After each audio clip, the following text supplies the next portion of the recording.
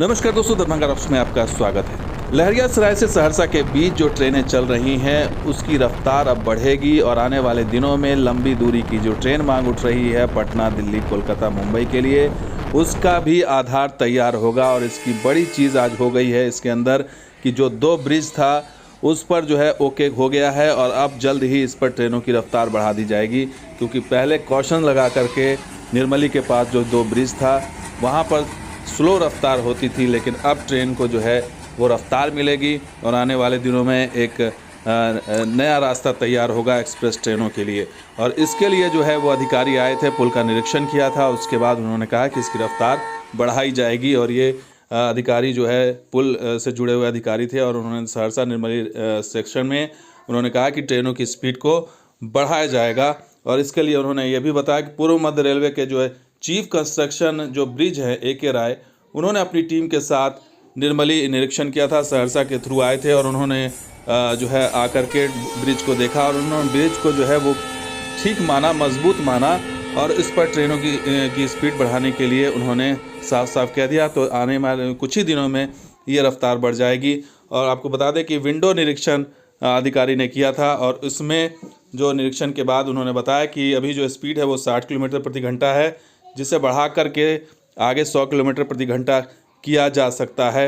और यही वो ब्रिज था जिसका नया निर्माण हुआ है और इस पुराने ब्रिज को अब हटा दिया गया है, इसे ट्रैक उखाड़ लिया गया है और ये नया ब्रिज जो है वो 100 किलोमीटर प्रति घंटे की रफ्तार से उससे ऊपर चलाने के लिए पर्याप्त पाया गया है। और इसी पुल का निरीक्षण पूर्व मध्य रेलवे के जो अधिकारी आए थे उन्होंने इसका जो है निरीक्षण किया है। तो आने वाले दिनों में ये रास्ता जो है वो पूर्वोत्तर से जो जुड़ेगा उससे एक बहुत बड़ा मील का पत्थर साबित होने वाला, क्योंकि यही एक अड़चन थी जिसकी वजह से जो है वो ट्रेनें रफ्तार नहीं भर पा रही थी। और एक बड़ी बाधा और भी है विद्युतीकरण की, और संभवतः ये विद्युतीकरण के कारण ही लंबी दूरी की ट्रेन अब तक इधर इस पर नहीं मिल पाई है और लोग इंतज़ार कर रहे हैं, खास करके सहरसा, सरायगढ़, सुपौल, सरायगढ़, निर्मली, झंझारपुर के लोग कि जल्द से जल्द उन्हें लंबी दूरी की ट्रेन इस रूट पर मिले। और वो अब तक उनका सपना इसको लेकर साकार नहीं हुआ। लेकिन जो डेवलपमेंट है, जहाँ तक रफ्तार की बात है, तो उस पर बिल्कुल खरा उतरा है।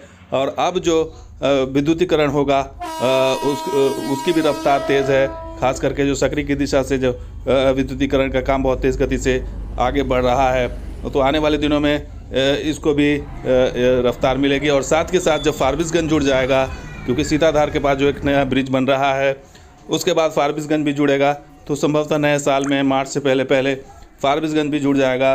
तो 2 तरफा जो है रास्ता जब खुलेगा तो लंबी दूरी की ट्रेन ज़रूर मिलेगी। तो बड़ी चीज़ ये सामने आ रही है कि ब्रिज की बाधा दूर हो गई है और रफ्तार भरेगी।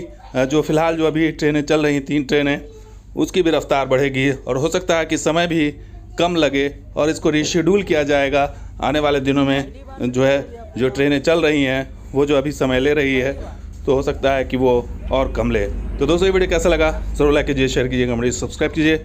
शुक्रिया इस वीडियो को देखने के लिए, धन्यवाद।